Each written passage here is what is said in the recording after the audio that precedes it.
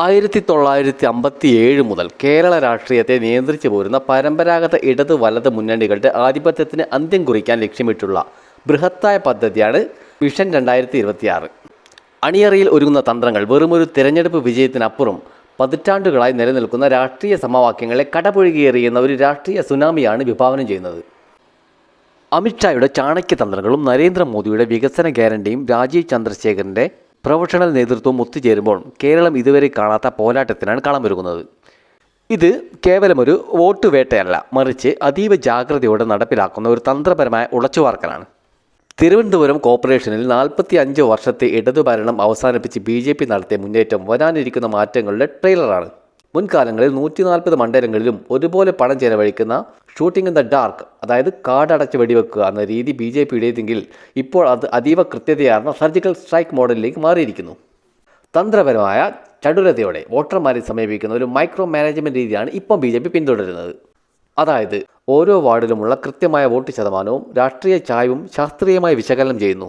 പരമ്പരാഗത മുന്നണികളുടെ വോട്ട് ചോർച്ചയും അടിയൊഴുക്കുകളും കൃത്യമായി ട്രാക്ക് ചെയ്യുന്നു.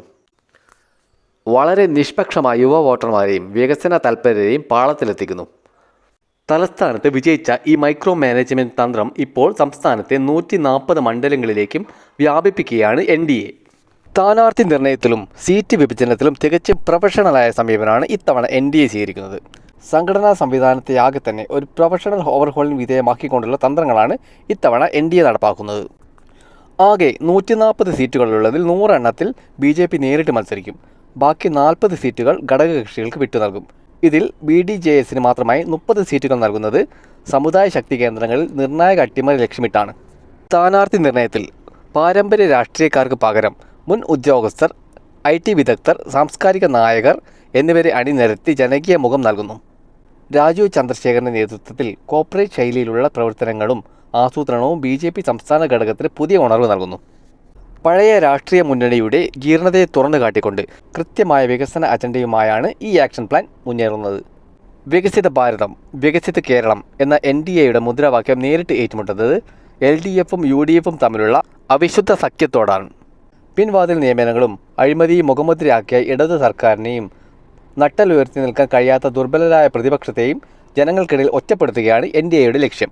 കേന്ദ്ര സർക്കാരിൻ്റെ ആനുകൂല്യങ്ങൾ ഓരോ വീടുകളിലും നേരിട്ട് എത്തിക്കുന്ന ഡയറക്റ്റ് വോട്ട് മോഡലിലൂടെ പരമ്പരാഗത പാർട്ടി സംവിധാനങ്ങളെ മറികടക്കാൻ ഇവർക്ക് സാധിക്കുന്നു.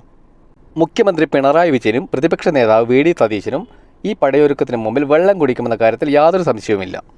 പതിറ്റാണ്ടുകളായി കേരളത്തെ വീതം വെച്ച് ഭരിക്കുന്ന രണ്ട് മുന്നണികളുടെ ചീട്ടുകൊട്ടാരം പോലെയുള്ള തകർന്നടിയുന്ന കാഴ്ചയാണ് മിഷൻ 2026 ലക്ഷ്യം വെക്കുന്നത്. 2026 തെരഞ്ഞെടുപ്പ് കേരളത്തിലെ ദ്വിമുഖ രാഷ്ട്രീയത്തിൻ്റെ അന്ത്യം കുറിക്കുന്ന ഒന്നായിരിക്കും. ഭാരതം ലോകത്തിന് നെറുകയിലെത്തുമ്പോൾ വികസന മുരടിപ്പും അഴിമതിയും കാരണം കേരളം പിന്നിലാകരുത് എന്ന വികാരം ജനങ്ങൾക്കിടയിൽ ശക്തമാണ്. തിരുവനന്തപുരം കോർപ്പറേഷനിലുണ്ടായ രാഷ്ട്രീയ ഭൂകമ്പം കേരള നിയമസഭയിലും ആവർത്തിക്കുമെന്ന ഭയം ഇടത് വലത് കേന്ദ്രങ്ങളിൽ പടർന്നു കഴിഞ്ഞിരിക്കുന്നു. അഴിമതിക്കും പകപോക്കൽ രാഷ്ട്രീയത്തിനും അപ്പുറം വികസനത്തിൻ്റെ പുതിയൊരു ഭാഷയിലേക്ക് കേരളം ചൂടുമാറുകയാണ്. 2026 കേരളം കാണാൻ പോകുന്നത് കേവലം ഒരു അധികാരമാറ്റമല്ല, മറിച്ച് ചരിത്രത്തിൻ്റെ പുനർവായനയാണ്.